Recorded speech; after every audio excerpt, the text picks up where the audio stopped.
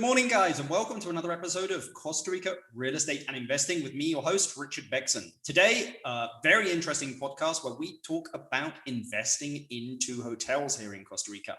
We're going to be talking to Hans Pfister. He's the co-founder and president of the Cayuga Sustainability Hospitality Company here in Costa Rica.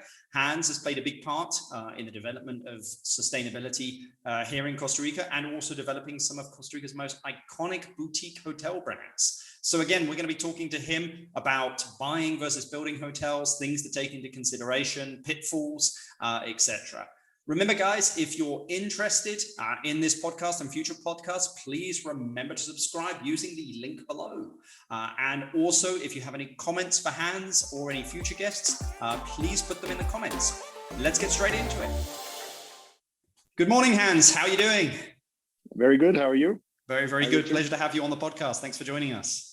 Thank you. I'm very honored to be here. Well, Hans, it's been a hell of a roller coaster ride for both of us this past year here in tourism. But it's I think things are. I'm definitely seeing encouraging signs on our end. Things appear to be getting better. Yes. So which is great news. I mean, the industry needs it. But I mean, what have you recently seen that's been a bit of a surprise to you, and why, Hans? Yeah, no, definitely. I mean, the signs are good, and we're just going through a revision of our budgets. Like making budgets was really hard last year. Looking into this year, and yes, the first couple months weren't that great. January, February were still a little bit rocky. It wasn't terrible, but it wasn't bad. And then all of a sudden in March it just took off, and now April we're seeing really good signs and into the future. So we're redoing our budgets. And obviously, we're increasing our occupancy levels, because there's more demand.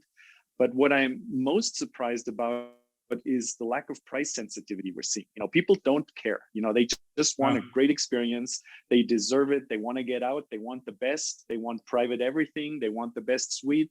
It's really not about haggling for price and discount and this and that. People appreciate when we give them an additional night if they spend a certain amount of nights. We can perfectly well do that. But the lack of price sensitivity at this point in time is what really surprises me. And I guess people are sitting at home, didn't have a chance to spend their money, and now they really want to just get the best.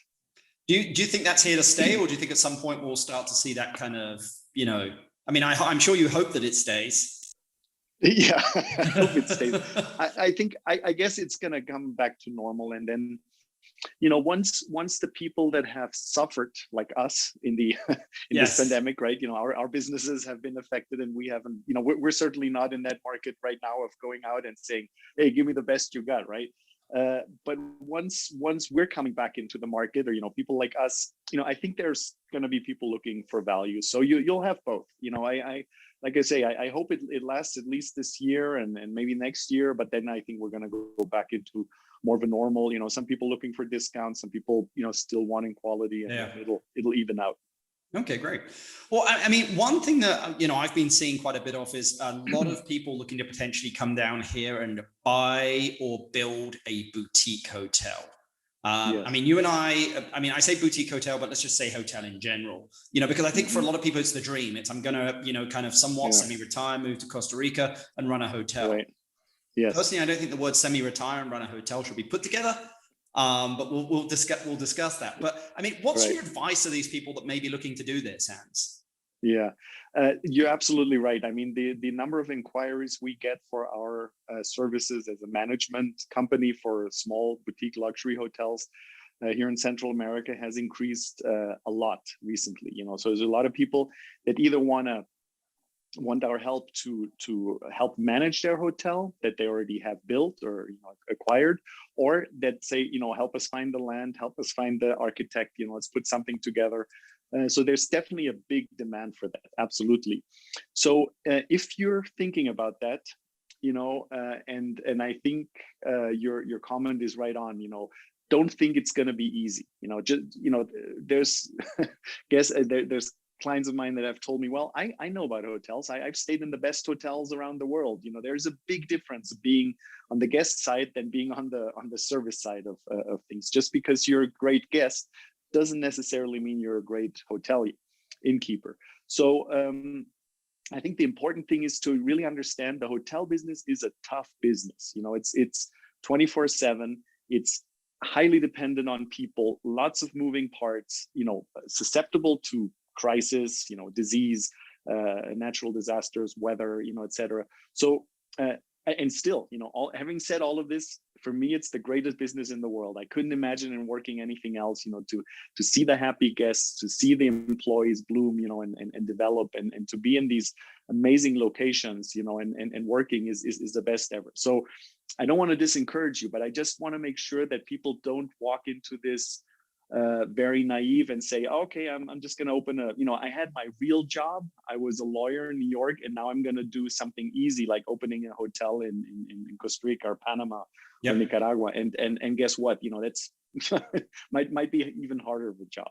So yeah, just prepare yourself that you're going into something that requires all of your business skills, all of your attention, hard work, long hours. And if you're ready to do that, then go for it. I mean, it's great. Yeah, I completely agree. I mean, we've done it ourselves. It can be very, it can be very fulfilling, but there's a lot of moving parts. And again, it's a lot of moving parts.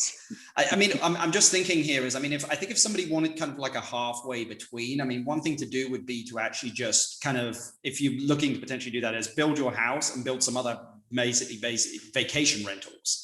So then you're not in the hotel industry, but you're kind of in the hospitality industry. And you can rent them out and less moving parts because you're not having to deal with restaurant and bar, et cetera, et cetera. Yeah. There's definitely an option, and depends how you set it up. You may or may not get a call at 3 a.m. that the plumbing is not working. So it depends if you want to deal with that or not. If you have somebody responsible that can help you deal with that. So I think it's it's a matter of what you're looking for, and there's different models, there's different intensity of the models, and actually our model, the Cayuga Collection model, our services were built around people that had done successful hotels in Costa Rica, but then said this 24/7, this dealing with 100 employees, this dealing with working at Christmas, working at Easter when everybody else is on vacation. Not sure if I want to do that. So we step in and we actually take over from owners that have done that, maybe have enjoyed it for a while, but say, okay, it's now time to step back. And then we come in and we provide our services to so the owners of the hotels or these operations, as you describe, and can step back and go surfing again. Probably why they came in the first place to Costa Rica, right? True. I mean, can you make money investing in hotels, buying a hotel? Yeah, no, absolutely. I think you can, but there is I don't want to say a magic formula, but you got to be careful.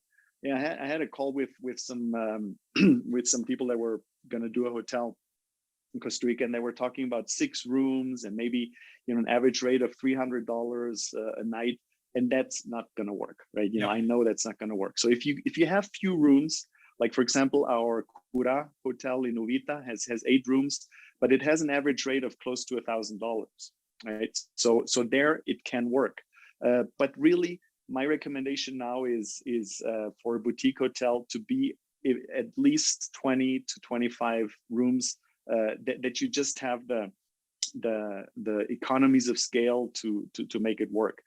Obviously, as you go into the 80, 150, 300 rooms, it becomes even more profitable. But at the same time, then it's not a boutique hotel anymore. I mean, for me, a boutique hotel is really 40.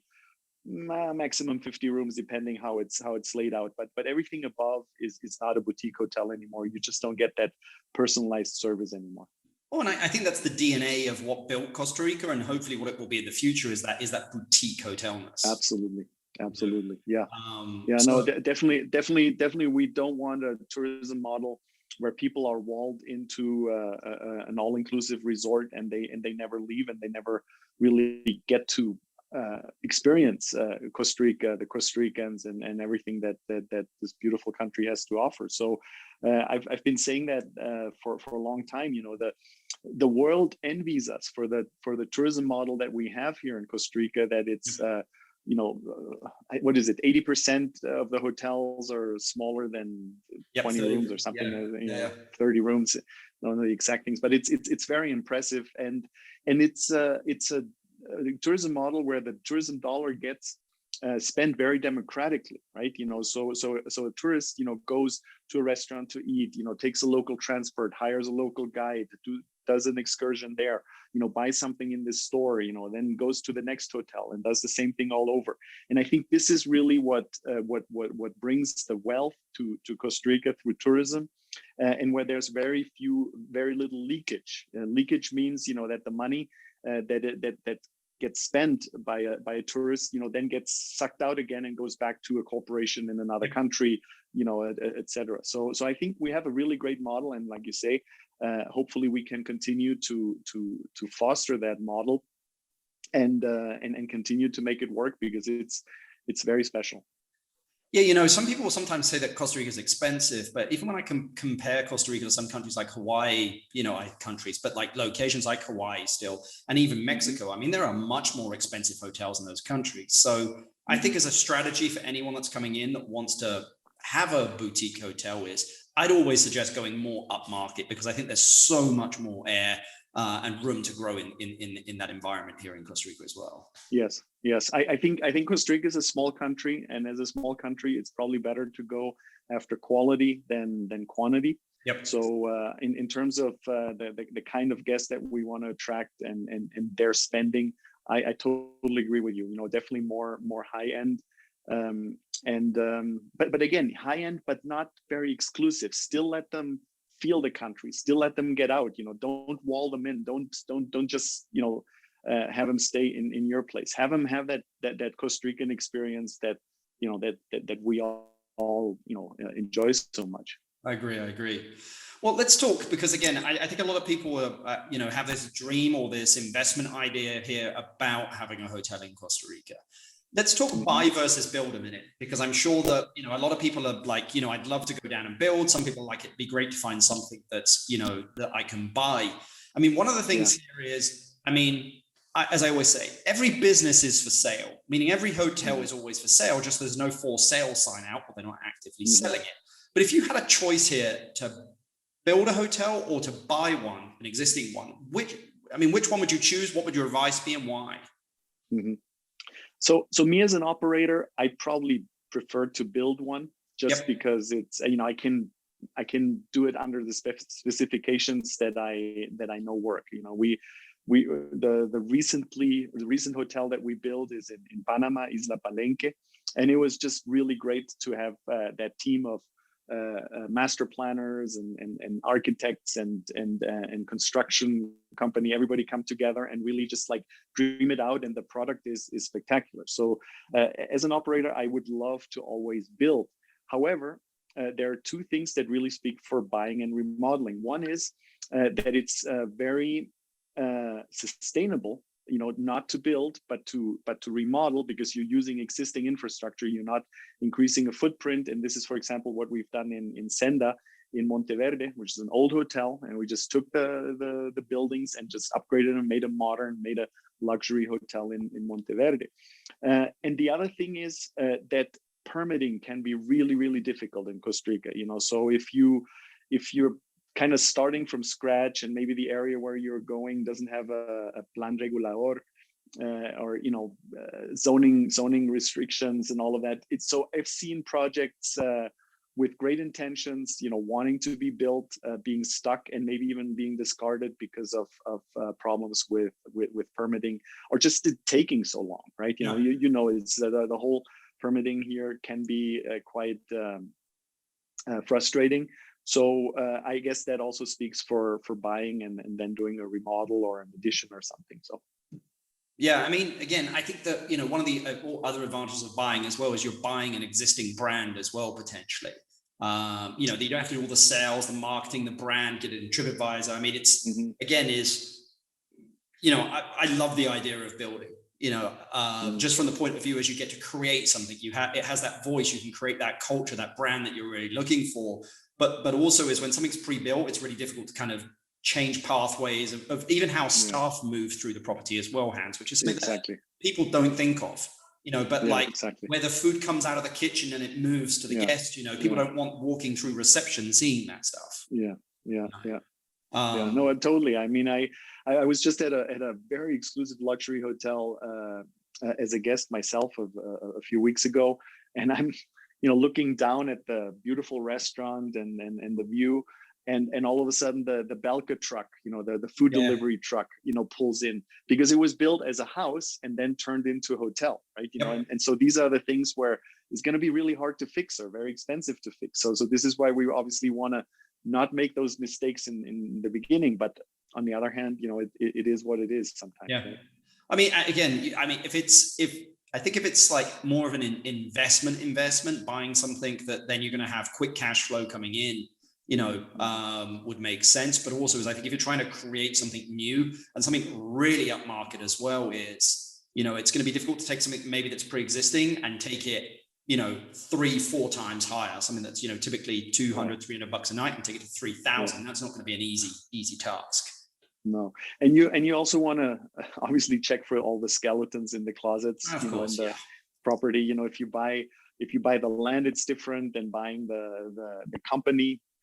Asset sale versus but there's things that you want to consider. So you definitely want to not just stumble into something. You want to do your due diligence and really look at that from all angles. Yeah, I mean, typically when someone's doing due diligence on this stuff, Hans, what do you suggest that they do? Contact a lawyer, or probably first of all contact you, because I'm sure you've been through this a bunch of different times. Well, I think there's different things. There's the due diligence related with legal things, right? So that's obviously a lawyer that will make sure that in the registry and then there's no other claim or other things. That's lawyer stuff.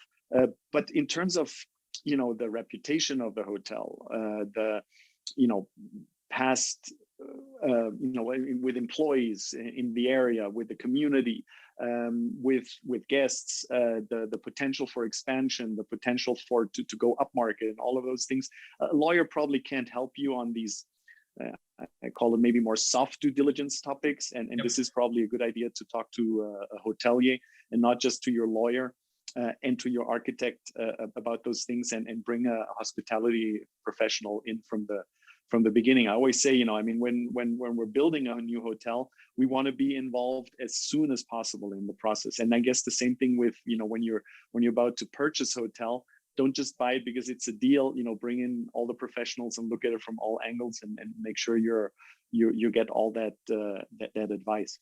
I think that's great advice, Hans. I do. Again, I've seen a lot of examples down here where people have just kind of come in being like, hey, I don't know, I'm a big shot where I come from, I'm going to come down there and do it. And you're like, this is a completely different culture with different processes and a completely different language, Even if you've done it somewhere else in the world, it doesn't, or in multiple different countries. Every single country is unique. Yeah, totally. We've both seen the big shots with their tail between their legs, walking back to Juan Santa Maria. Well, the famous saying, how do you make $1 million in Costa Rica? You arrive with 5, right? So we've seen it, but we've also seen the positive of this. But it takes a certain kind of I want to say tolerance or just empathy. I don't know what it is. It's a mix of things, to really kind of make it here.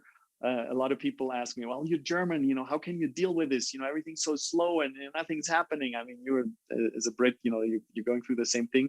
And I'm like, well, if I would expect this to function like Germany, I would be, I would have an even more gray hair, right? But I accept it is for what it is, and do my best effort. And so far that has worked very well. I agree. You just got to kind of go with the flow. I think if you try and go against it, you're just going to get swept away here. So where do you think that the gap in the hotel tourism market is at the moment? Meaning, if someone came to you with a blank piece of paper, with a blank check, what would you be doing? What would you be building? What would you be buying? What would you be developing? Where do you think the gap is? I think there's a good opportunity to redefine the like a hotel development with some rental, like houses or some real estate around it, Yep. but not, with all due respect, not the Los Sueños model, Yep. not a like copy paste Florida, Marriott, with the houses, around it, but do something different, do something creative, do something that is like in line with what people are looking for. Maybe a smaller scale, really combine the new trends for working from wherever you are, sharing economy, kind of bring all of this together, still at a high level, and in a destination that is not maybe, the Tamarindo, Jaco, where everything else is, kind of look a little bit off the beaten track. I mean, we often talk about, some of the parts of Costa Rica that we like the most, and where there's really nothing, Yep. and I think it's going to these places off the beaten track, and trying to make something happen there. So I think that's where I see some opportunity or gap, as you say. I agree, because I think that no real estate piece should not have a hotel, and I don't think any hotel should not have a real estate piece. The reason that I say that is because, again, people are going to come to the hotel, they're going to want part of that lifestyle, they're going to want to make an investment in that lifestyle. But it's also a way from the hotelier then to also gain more rooms without actually having to put in the money, because again, the property management. I'm just looking at this from ones and zeros. But I completely agree on the sustainability front that doing it a mass model is not the way to go, because as we said there at the beginning, it's not in the DNA of Costa Rica. It needs to be boutique, it needs to feel boutique, it needs to feel authentic, because I think that's what keeps Costa Rica's brand, and the tourists keep coming here. Yeah, exactly. So, because otherwise we're just competing with everybody else. If we just do different, and then we have to compete on, price. And if we have to compete on price, we're not good at that. And then it's a race to the bottom, which is where we need to go completely the other way, which is what we've always done here in Costa Rica, which is, more boutique, more sustainable, more unique, more cultural, and continue to develop that brand. So Hans, if you were to step into my shoes, what would you have asked yourself that I didn't? Well, we've talked a lot about Costa Rica, and this, I think this broadcast is focused on Costa Rica, but I do see right now a lot of opportunity also in Panama. We're getting a lot of requests for our services in Panama. There seems to be a lot of opportunities. There's not a lot of boutique hotels in Panama operating right now, and I mean, it's nature-wise and culture-wise, it has a lot to offer. I think it would be a very natural combo between Costa Rica and Panama to kind of combine the destinations. So I think, you didn't ask me, what are the opportunities in Panama, and what can we do there? And what are the opportunities? I mean, I know it's more affordable than Costa Rica, right? I think so. I mean, although things are starting to, move there as well, but no, for sure, it's definitely there. But you have a bit more of a blank canvas. You really don't have the destinations quite there yet. There's still very few places that have some tourism cluster. So it's a blank canvas. It's more difficult. It's probably like, coming to Costa Rica 30 years ago, 20 years ago, because there's not really a tourism culture, a hotel culture, luxury culture. But I think that for the people that want to kind of, look to the next frontier, I think Panama is at least something to look at. And maybe you do then come back to Costa Rica, say, no, I'm, it's a little bit more, feels a little bit more developed, a little bit more safe, maybe I'll do it here. But Panama, with the exception obviously of Panama City, that's very developed, all the rural areas of Panama, there's a lot of opportunity. It's a white canvas, like I said. Yeah, and I mean, the interesting thing about Panama is the population is a lot less as well than Costa Rica. I never realized that. I was talking about it with my father this morning, but again, a lot of it's just centralized there in the city. And then, but I mean, it's beautiful. I mean, the Valle Antón, Boquete, I mean, there's so much there. It's again, as you said there, it's an open canvas. So if you could go back 5 years, Hans, and we had a time machine here, and you had to tell Hans to invest in something in Costa Rica, Most people are like, hey, Bitcoin, but I'm like, no, it's got to be here, in Costa Rica. Or maybe even Panama or Nicaragua. Let's include those, because I'm sure a lot of people also, whenever they talk about Costa Rica, they're also looking at Panama or Nicaragua. What would you have invested in and why? Yeah, I think in some of the lesser known upcoming destinations, right? So maybe the area south of Manuel Antonio, definitely that has increased in value a lot in the last 5 years. Maybe some of the not so accessible parts of Guanacaste that are not where the branded hotels are. Maybe in the southern Caribbean, where we opened Hotel Aguas Claras, which is booming right now, and an area that's becoming more and more popular. And then we often talk about the mountainous areas of San Gerardo del Dota, the areas that are maybe not as much tourism value, because people are not thinking of Costa Rica when they think of the mountains and a little bit cold.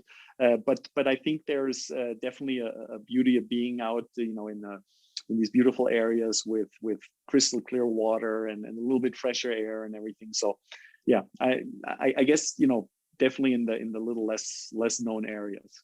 I agree. I mean, I think the areas of we've spoken about it on the podcast before, is if we were to go back 5 years, Nosara, Ovita, Dominical, all these kind of developing areas.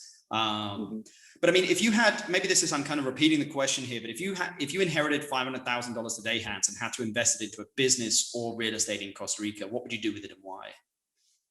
This is the question I ask everyone. Yeah, I think it's like you say, it's the same thing. I think would go up to Dota with you, and we'll look for a nice piece of land, and then we'll dream something up. So I think, that's personally me. That's not looking at a business opportunity right now. That would be more something that I would be looking forward to. I definitely enjoy being at the beaches here in Costa Rica, but I really enjoy being in the mountains and a little cooler temperatures, and so I think there's a lot of beauty up there. Yeah, I agree. Well, Hans, I know you're a busy guy. I very much appreciate you taking the time to speak to me on the podcast today. I'm going to put all your contact details in the description below for anybody that wants to reach out to you, any potential budding hotel developers, or anyone wants to buy. But yeah, I very much appreciate your time, Hans. You have a great day. Okay. Thank you, Richard. And thanks for putting this together. You're doing a great job with this podcast. And thanks for inviting me. Anytime. Catch you later. Okay. Bye.